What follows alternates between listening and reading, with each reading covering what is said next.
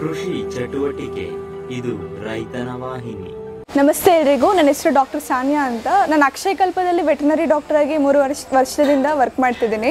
So ಇದೇನು ನೋಡ್ತಿದ್ದೀರಾ, ಇದೊಂದು ನಮ್ಮದು ಮಾಡೆಲ್ ಫಾರ್ಮ್ ಮತ್ತು ಒಂದು ರಿಸರ್ಚ್ ಸೆಂಟ್ರ್ ಕೂಡ. ಸೊ ಇಲ್ಲಿ ನೋಡ್ಬೋದು ನಮ್ಮ ಹತ್ರ ಬ್ಲ್ಯಾಕ್ ಆ್ಯಂಡ್ ವೈಟ್ ಇದ್ದರೆ ಅದನ್ನು ಹೋಲ್ಸ್ಟಿನ್ ಫ್ರೀಷಿಯನ್ ಅಂತ ಹೇಳ್ತೀವಿ, HF ತಳಿ. ಮತ್ತು ಬ್ರೌನ್ ಇರ್ಬೋದು, ಕಂಪ್ಲೀಟ್ ಬ್ಲ್ಯಾಕ್ ಇರ್ಬೋದು, ಅದನ್ನು ಜರ್ಸಿ ತಳಿ ಅಂತ ಹೇಳ್ತೀವಿ. ನಮ್ಮ ಹತ್ರ ನಾಟಿ ಕೂಡ ಇದೆ. ಇಲ್ಲಿ ನೋಡ್ಬೋದು ನಾಟಿ ಪಡ್ಡೆ ಇದೆ, ಹಳ್ಳಿಕಾರ್ ಮತ್ತು ಅಮೃತ್ ಮಹಲ್ ಅಂತ. ಸೇಮ್ ಆ ಥರನೇ ಹಸು ಕೂಡ ಇದೆ.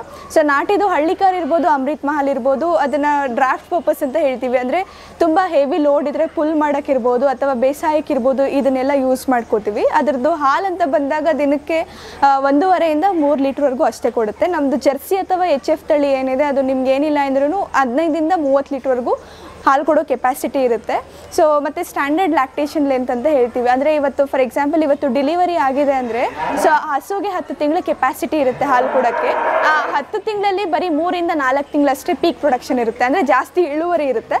ಅದಾದ ನಂತರ ಬರ್ತಾ ಕಡಿಮೆ ಆಗ್ತಾ ಹೋಗುತ್ತೆ.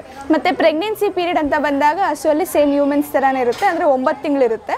ಆ 9 ತಿಂಗಳ ಪ್ರೆಗ್ನೆನ್ಸಿ ಪೀರಿಯಡಲ್ಲಿ ನಾವು ಜಸ್ಟ್ ಫಸ್ಟ್ 7 ಮಂತ್ಸ್ ಏನಿದೆ, 7 ತಿಂಗಳು ಏನಿದೆ ಆವಾಗಷ್ಟೇ ಹಾಲು ಕರಿಬೇಕು. ಲಾಸ್ಟ್ 2 ತಿಂಗಳನ್ನ ಹಾಲು ಕರಿಯಂಗಿಲ್ಲ. ಸೊ ನೀವು ಹಾಲು ಕರಿತಿದ್ದೀರಾ ಅಂದರೆ ಏನಾಗುತ್ತೆ ಅಂದರೆ ನೆಕ್ಸ್ಟ್ ಕರಾವಲ್ಲಿ ಹಾಲು ಡೌನ್ ಆಗುತ್ತೆ. ಒಂದು ಎರಡನೇದು ಏನಂದರೆ ಹಸು ಮಲ್ಕೊಳ್ಳುತ್ತೆ ಮತ್ತೆ ಎದ್ದೇಳಕ್ಕಾಗಲ್ಲ. ಸೊ ಅಂಥ ಟೈಮಲ್ಲಿ ನೀವು ಟ್ರೀಟ್ಮೆಂಟ್ ಮಾಡಿಸ್ತೀರಾ ಅಂದರೆ ತುಂಬಾ ಕಷ್ಟ ಆಗುತ್ತೆ. ಅದಕ್ಕೆ ನೀವು ಏನು ಬ್ರೀಡಿಂಗ್ ಮಾಡಿಸಿರ್ತೀರಾ, ಇನ್ಸೆಮಿನೇಷನ್ ರೇಟ್ ಅದನ್ನು ಪ್ರಾಪರಾಗಿ ಮೇಂಟೈನ್ ಮಾಡಬೇಕು. ಸೊ ನಾವಿಲ್ಲಿ ಅಕ್ಷಯಕಲ್ಪದಲ್ಲಿ ರೆಕಾರ್ಡ್ ಕೀಪಿಂಗ್ ಇವೆಲ್ಲ ಪ್ರಾಪರಾಗಿ ಮಾಡ್ತೀವಿ. ವ್ಯಾಕ್ಸಿನೇಷನ್ ಬಂದು ನಾವು FMD ಇರ್ಬೋದು ಮತ್ತು BQ ಅಂದರೆ ಕಾಲ್ಬಾಯಿ ಜ್ವರ ಇರ್ಬೋದು, ಚಪ್ಪೆ ರೋಗ ಇರ್ಬೋದು, ಗಂಟ್ಲು ಬೆನೆ ಇರ್ಬೋದು, ಇವೆಲ್ಲ ವರ್ಷಕ್ಕೆ ಒಂದ್ಸಲ ಮಾಡ್ತೀವಿ. ಸುತ್ತಮುತ್ತ ಮತ್ತೆ ಔಟ್ಬ್ರೇಕ್ ಆಗಿದ್ರೆ 4 ಇಂದ 5 ತಿಂಗಳಿಗೆ ಒಂದ್ಸಲ ಮತ್ತೆ ಕಾಲ್ಬಾಯಿ ಜ್ವರದ ವ್ಯಾಕ್ಸಿನೇಷನ್ ಮಾಡ್ತೀವಿ. ಮತ್ತು ಡಿವಾರ್ಮಿಂಗ್ ಅಂದರೆ ಜಂತುಳಿದ ಔಷಧಿ ಅಂತ ಬಂದಾಗ 4 ತಿಂಗಳಿಗೆ ಒಂದ್ಸಲ ಮಾಡ್ತೀವಿ. ಯಾಕಂದರೆ ನೀವು ಆಹಾರ ಎಲ್ಲ ಚೆನ್ನಾಗಿ ಕೊಟ್ಟು ಕರೆಕ್ಟಾಗಿ ಡೆವಲಪ್ಮೆಂಟ್ ಆಗ್ತಿಲ್ಲ ಅಂದರೆ ಅಲ್ಲಿ ಜಂತುಳಿದ ಕಾರಣ ತುಂಬ ಇರುತ್ತೆ. ಸೊ ಅದಕ್ಕೆ ನಾವು 4 ತಿಂಗಳಿಗೆ ಒಂದ್ಸಲ ಹಾಕ್ತೀವಿ. ಸೊ ಇವಾಗ ನೀವು ಹಾಲಿನ ಕಾಂಪೋಸಿಷನ್ ಅಂತ ಬಂದಾಗ ನಮಗೆ ಸುಮಾರು 87% ಅಷ್ಟು ನೀರಿನ ಅಂಶ ಇರುತ್ತೆ, 13% ಅಷ್ಟು ನಮಗೆ ಟೋಟಲ್ ಸಾಲಿಡ್ಸ್ ಅಂತ ಹೇಳ್ತೀವಿ. ಟೋಟಲ್ ಸಾಲಿಡ್ಸಲ್ಲಿ ನಿಮಗೆ ಫ್ಯಾಟ್ ಸಿಗುತ್ತೆ, ಕಬ್ಬಿನ ಅಂಶ ಇರುತ್ತೆ, ಅದು ಬಿಟ್ಟರೆ ಪ್ರೋಟೀನ್ಸ್ ಇರುತ್ತೆ, ಲ್ಯಾಕ್ಟೋಸ್ ಇರುತ್ತೆ, ಇಮ್ಯುನೋಗ್ಲೋಬುಲಿನ್ಸ್ ಇವೆಲ್ಲ ಇರುತ್ತೆ. ಸೊ ಹಾಲು ಕ್ವಾಲಿಟಿ ಚೆನ್ನಾಗಿರ್ಬೇಕಾದ್ರೆ ನೀವು ಹಸುಗೆ ಆಹಾರ ಏನು ಕೊಡ್ತಿದ್ದೀರಾ ಅದು ಕೂಡ ತುಂಬ ಚೆನ್ನಾಗಿರಬೇಕು. ಸೊ ನಾವು ಏನು ಕೊಡ್ತಿದ್ದೀವಿ ಅಂದರೆ ಇಲ್ಲಿ TMR ಅಂತ, ಇದು ಸಮತೋಲನ ಆಹಾರ ಅಂತ, ಇಲ್ಲಿ TMR ಅಂತ ನೋಡ್ಬೋದು. ಸೊ ಅಂದರೆ ನಾವು ಹಸಿಮೇವು ಮತ್ತು ಗ್ರೇನ್ ಪೋಷನ್ ಏನಿದ್ರೆ ಅಂದರೆ ಹಿಂಡಿ ಬೂಸ ಏನಿದೆ ಇವೆಲ್ಲ ಮಿಕ್ಸ್ ಮಾಡ್ತೀವಿ. ಸೊ ಇಲ್ಲಿ ನೋಡ್ಬೋದು ಇದು ಹಸಿಮೇವಿದೆ. ಇಲ್ಲಿ ಗ್ರೀನ್ ಪೌಡರ್ ಲೈಕ್ ನಾವು ಸೂಪರ್ ನೇಫಿಯರ್ ಇರ್ಬೋದು, BNH ವೆರೈಟೀಸ್ ಇರ್ಬೋದು, ಇವೆಲ್ಲ ಯೂಸ್ ಮಾಡ್ತೀವಿ. ಮತ್ತು ಸೈಲೇಜ್ ಅಂತ ಬಂದಾಗ ಕನ್ನಡದಲ್ಲಿ ರಸಮೇವು ಅಂತ ಹೇಳ್ತೀವಿ. ಸೊ ಇದು ಸೈಲೇಜ್ ಇದು. ಸೊ ಸೈಲೇಜ್ ಯಾಕೆ ತುಂಬ ಇಂಪಾರ್ಟೆಂಟ್ ಅಂದರೆ ಇವಾಗ ನಮಗೆ ಸಮ್ಮರ್ ಸೀಸನ್ ತೊಗೊಂಡಾಗ ನಮಗೆ ಎಷ್ಟು ಬೇಕೋ ಹಸಿಮೇವು ಅಷ್ಟು ಸಿಗಲ್ಲ. ಸೊ ನೀವು ಹಸುಗೆ ಡೈರೆಕ್ಟಾಗಿ ಕಂಟಿನ್ಯೂಸ್ ಆಗಿ ಬರೀ ಒಣಮೇವೇ ಕೊಡ್ತಿದ್ದೀರಾ ಅಂದರೆ ತುಂಬಾ ಪ್ರಾಬ್ಲಮ್ ಆಗುತ್ತೆ. ಹೊಟ್ಟೆ ಉಬ್ಬರ ಆಗ್ಬೋದು, ಜೀರ್ಣ ಪ್ರಾಬ್ಲಮ್ ಇರ್ಬೋದು, ಆಮೇಲೆ ತುಂಬ ಪ್ರಾಬ್ಲಮ್ ಆಗಿ ಕೆಲವೊಂದ್ಸಲ ಡೆತ್ ಕೂಡ ಆಗ್ಬೋದು. ಅದಕ್ಕೆ ನಾವು ಏನು ಮೇವು ಕೊಡ್ತಿದ್ದೀವಿ ಹಸುಗೆ ಅದರಲ್ಲಿ ಸೈಲೇಜ್ ಅಂದರೆ ರಸಮೇವು ಇರಬೇಕು, ಇಲ್ಲಾಂದರೆ ಹಸಿಮೇವು, ಇವೆರಡರಲ್ಲಿ ಕಂಪಲ್ಸರಿ ಯಾವುದಾದ್ರು ಒಂದು ಇರಲೇಬೇಕು. ಅದ್ರ ಜೊತೆ ಇದು ಬಿಟ್ಟರೆ ನೀವು ಹಿಂಡಿ ಬೂಸ ಅಂತ ಏನು ಹೇಳ್ತೀರಲ್ಲ ಆ ಥರನೇ ನಾವು ಕಾನ್ಸಂಟ್ರೇಟ್ಸ್ ಅಂತ ಹೇಳ್ತೀವಿ. ಸೊ ಇದು ನೋಡ್ಬೋದು, ಇದರಲ್ಲಿ ಮಸ್ಟರ್ಡ್ ಡಿಆಯಿಲ್ಡ್ ಕೇಕ್ ಅಂತ ಹೇಳ್ತೀವಿ. ನಾವು ಪ್ರೋಟೀನ್ ಸೋರ್ಸಿಗೆ ಕೊಬ್ಬರಿ ಹಿಂಡಿ ಇರ್ಬೋದು, ಶೇಂಗಾ ಹಿಂಡಿ ಅಥವಾ ಕಡಲೆ ಹಿಂಡಿ ಇರ್ಬೋದು, ಮತ್ತು ಸಾಸಿವೆ ಹಿಂಡಿ ಇರ್ಬೋದು, ಇವೆಲ್ಲ ಬಳಸ್ಕೋಬೋದು ಪ್ರೋಟೀನ್ ಕೇಕ್ಸ್ ನೀವು. ಇದ್ರ ಜೊತೆ ಜೋಳದ ನುಚ್ಚು ಕೂಡ ಆ್ಯಡ್ ಮಾಡ್ತೀವಿ, ಅದು ಬಂದು ಎನರ್ಜಿ ಸೋರ್ಸ್ ಅದು. ಮತ್ತು ಯಾಕಂದರೆ ಇವೆಲ್ಲ 15 ಇಂದ 20 ಲೀಟ್ರ್ ಹಾಲು ಕೊಡ್ತಾವಲ್ಲ, ಸೊ ನೀವು ಈ ಥರ ಕೊಡಲೇಬೇಕು, ಇಲ್ಲಾಂದರೆ ಹಾಲು ಡೌನ್ ಆಗುತ್ತೆ. 3 ತಿಂಗಳು 4 ತಿಂಗಳು ಪೀಕ್ ಪ್ರೊಡಕ್ಷನ್ ಅಂತ ಏನು ಹೇಳ್ತೀವಿ ನಿಮಗೆ ಅಷ್ಟು ಸಿಗಲ್ಲ, ಬರೀ 1 ತಿಂಗಳಿಗೆಲ್ಲ ಡ್ರಾಪ್ ಆಗುತ್ತೆ ಹಾಲು. ನೀವು ಚೆನ್ನಾಗಿ ಆಹಾರ ಕೊಟ್ಟರೆ ಈವನ್ ಪೀಕ್ ಪ್ರೊಡಕ್ಷನ್ ನಿಮಗೆ 4-5 ತಿಂಗಳಿಗಿಂತ ಜಾಸ್ತಿ ಆಗುತ್ತೆ. ಇದ್ರ ಜೊತೆ ಖನಿಜಾಂಶ ಕೂಡ ಆ್ಯಡ್ ಮಾಡಿಬಿಟ್ಟು ಕೊಡ್ತೀವಿ. ಸೊ ಮಿನರಲ್ ಮಿಕ್ಸ್ಚರ್ ಅಥವಾ ಖನಿಜಾಂಶ ತುಂಬಾ ಇಂಪಾರ್ಟೆಂಟ್. ಯಾಕಂದರೆ ನೀವು ಕೊಟ್ಟಿಲ್ಲ ಅಂದರೆ ರೀಪ್ರೊಡಕ್ಟಿವ್ ಇಶ್ಯೂಸ್ ಅಂತ ಹೇಳ್ತೀವಿ. ಹಸು ಈಟಿಗೆ ಬರಲ್ಲ, ಪ್ರೆಗ್ನೆನ್ಸಿ ನಿಲ್ಲಲ್ಲ, ಇವೆಲ್ಲ ಪ್ರಾಬ್ಲಮ್ ಸ್ಟಾರ್ಟ್ ಆಗುತ್ತೆ. ಮತ್ತು ರೋಗ ನಿರೋಧಕ ಶಕ್ತಿ ಕೂಡ ತುಂಬ ಡೌನ್ ಆಗುತ್ತೆ. ಅಂದರೆ ಅಂಥ ಸಮಯದಲ್ಲಿ ಬೇಗ ಕಾಯಿಲೆ ಬರ್ತವೆ, ಕೆಚ್ಚಲು ಬಾವು ಇರ್ಬೋದು ಅಥವಾ ಬೇರೆ ಬೇರೆ ಕಾಯಿಲೆ ಎಲ್ಲ ಬರುತ್ತೆ. ಸೊ ಅದು ಬಿಟ್ಟರೆ ಇದು ಆರ್ಗ್ಯಾನಿಕ್ ಫಾರ್ಮಿಂಗ್ ಇರೋದ್ರಿಂದ ನಾವು ಎಥ್ನೋ ವೆಟನರಿ ಪ್ರಾಕ್ಟೀಸಸ್ ಅಂತ ಹೇಳ್ತೀವಿ, ಅಂದರೆ ಮನೆ ಮದ್ದು. ಇವಾಗ ಕೆಚ್ಚಲು ಬಾವು ಆಗಿದೆ ಅಂದರೆ ನಾವು ಲೋಳೆ ಸರ, ಅರಿಶಿನ ಮತ್ತು ಸ್ವಲ್ಪ ಲೈಟಾಗಿ ಸುಣ್ಣ ಇವೆಲ್ಲ ಮಿಕ್ಸ್ ಮಾಡಿಬಿಟ್ಟು ಕೆಚ್ಚಲಿಗೆ ಹಚ್ತೀವಿ. ಮತ್ತು ಜ್ಯೂಸ್ ಥರ ನಾವು ಇದನ್ನು ಕೊಡ್ತೀವಿ. ಹಸು ಆದಮೇಲೆ ಅದಕ್ಕೆ 4 ಹೊಟ್ಟೆ ಭಾಗ ಇರುತ್ತೆ. ಅದೇ ನೀವು ಕರು ತಗೊಂಡ್ರೆ 3 ತಿಂಗಳವರೆಗೂ ಬರೀ ಒಂದೇ ಹೊಟ್ಟೆ ಭಾಗ ಫಂಕ್ಷನಲ್ ಇರುತ್ತೆ, ಅಂದರೆ ಆ್ಯಕ್ಟಿವ್ ಇರುತ್ತೆ. ಇನ್ನು 3 ಚೇಂಬರ್ಸ್ ಏನಿರ್ತವೆ ಅವಷ್ಟು ಆ್ಯಕ್ಟಿವ್ ಇರಲ್ಲ. ಯಾಕಂದ್ರೆ ಆಕ್ಟಿವ್ ಇರಲ್ಲ. ಅದಕ್ಕೋಸ್ಕರ ನಾವು ಏನಾದ್ರು 1 ತಿಂಗಳಿಗೆಲ್ಲ ನಾವು ಮೇವು ಕೊಡೋದು ಸ್ಟಾರ್ಟ್ ಮಾಡ್ತಿದ್ದೀವಿ ಅಂದರೆ ಹೊಟ್ಟೆ ಹಾಕೊಳ್ಳೋದು, ಹೊಟ್ಟೆ ದಪ್ಪ ಆಗೋದು ಅಥವಾ ಕೂದಲು ಹಾಕೊಳ್ಳೋದು ಈ ಥರ ಎಲ್ಲ ತುಂಬ ಸಮಸ್ಯೆ ಆಗುತ್ತೆ. ಸೊ ನಾವೇನು ಮಾಡಬೇಕಂದ್ರೆ ಹಾಲಿನ ಜೊತೆ ಕಾಫ್ ಸ್ಟಾರ್ಟರ್ ಅಂತ ಹೇಳ್ತೀವಿ, ಅಂದರೆ ಕರುವಿನ ಪ್ರಾರಂಭಿಕ ಆಹಾರ ಅಂತ.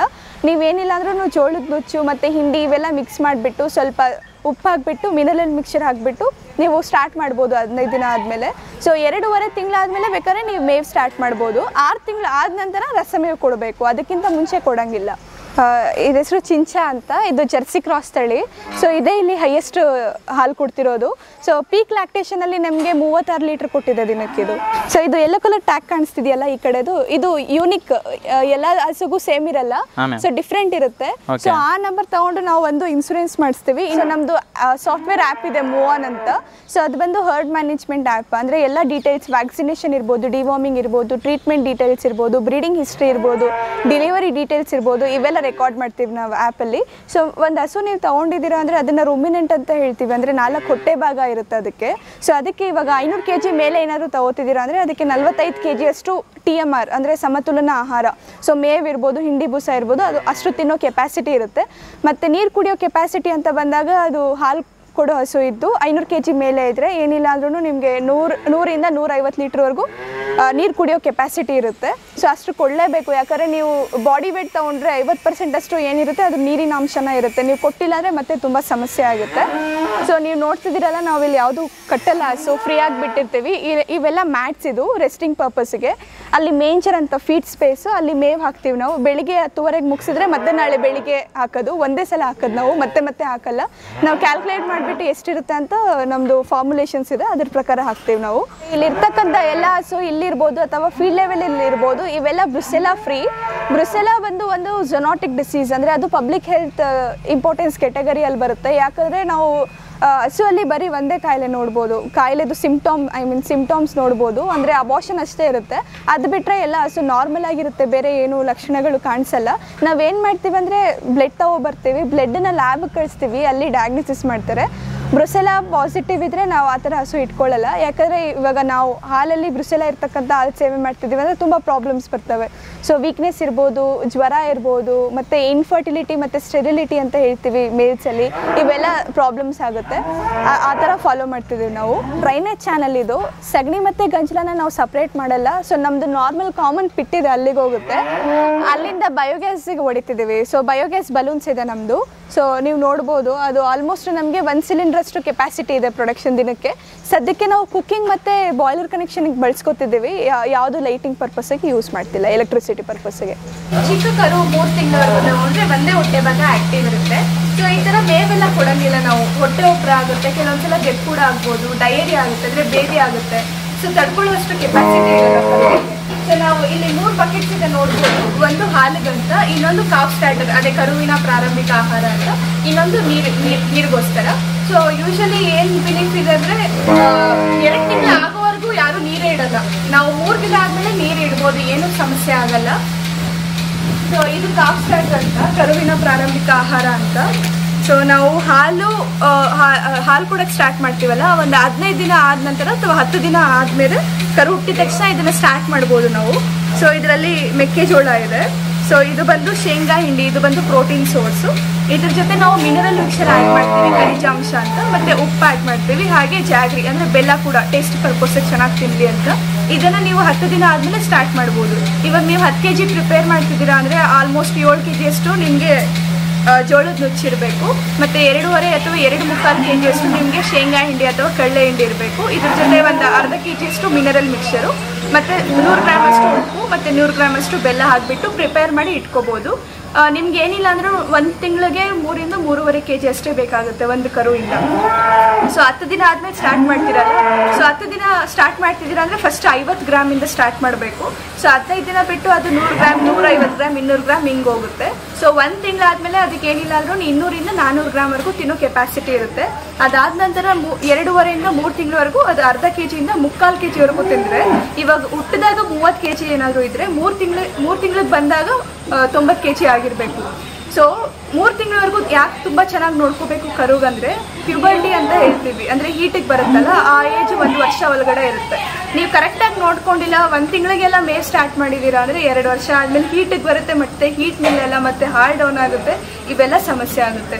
ಸೊ ನಾವು ನೋಡಿರೋ ಪ್ರಕಾರ ಇಲ್ಲಿ 3 ತಿಂಗಳವರೆಗೂ ತುಂಬ ಚೆನ್ನಾಗಿ ನೋಡ್ಕೊಂಡಿದ್ದೇವೆ ಅಂದರೆ, ಸೊ 6 ತಿಂಗಳು 7 ತಿಂಗಳಿಗೆಲ್ಲ ಹೀಟಿಗೆ ಬರುತ್ತೆ. ಬಂದಿದ ತಕ್ಷಣ ನಾವೇನು ಕೊಡಿಸಲ್ಲ.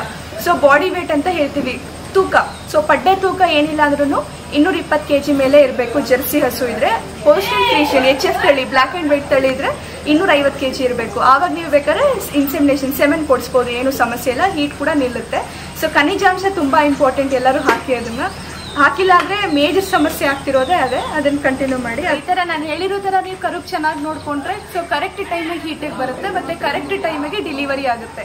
ಅದೇ 2.5 ವರ್ಷ ಒಳಗಡೆ ಡೆಲಿವರಿ ಆದರೆ ನಿಮ್ಮ ಫಾರ್ಮ್ ಚೆನ್ನಾಗಿ ನಡೆಯುತ್ತೆ, ಪ್ರಾಫಿಟಬಲ್ ಆಗಿರುತ್ತೆ, ಇಲ್ಲಾಂದರೆ ತುಂಬ ಕಷ್ಟ.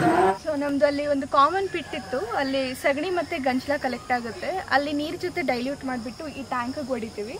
ಈ ಟ್ಯಾಂಕ್ ಬಂದು 750 ಲೀಟರ್ಸ್ ಕೆಪಾಸಿಟಿ.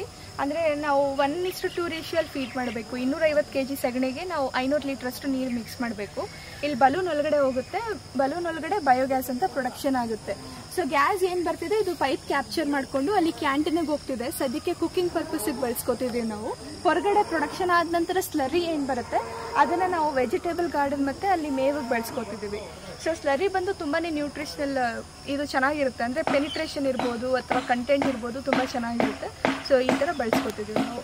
ಒಬ್ಬ ರೈತರಿಗೆ ಇಷ್ಟು ದೊಡ್ಡದೇನು ಬೇಕಾಗಲ್ಲ, 1/3 ಅಂತ ಹೇಳ್ತೀವಿ. ಅಂದರೆ ಇದು ನಮ್ಮದು 9 ಕ್ಯೂಬಿಕ್ ಮೀಟ್ರ್ ಇದೆ ಪ್ರೊಡಕ್ಷನ್ ಕೆಪಾಸಿಟಿ. ಅವ್ರಿಗೆ ಸಿಸ್ಟಮ 4 ಅಥವಾ ಸಿಸ್ಟಮ 3 ಅಂತ ಬರುತ್ತೆ, 3 to 4 ಕ್ಯೂಬಿಕ್ ಮೀಟ್ರ್ ಕೆಪಾಸಿಟಿ ಇರೋದು, ಅದನ್ನು ಅವರು ಬಳಸ್ಕೋಬೋದು. ಕೃಷಿ ಚಟುವಟಿಕೆ ಇದು ರೈತನ ವಾಹಿನಿ.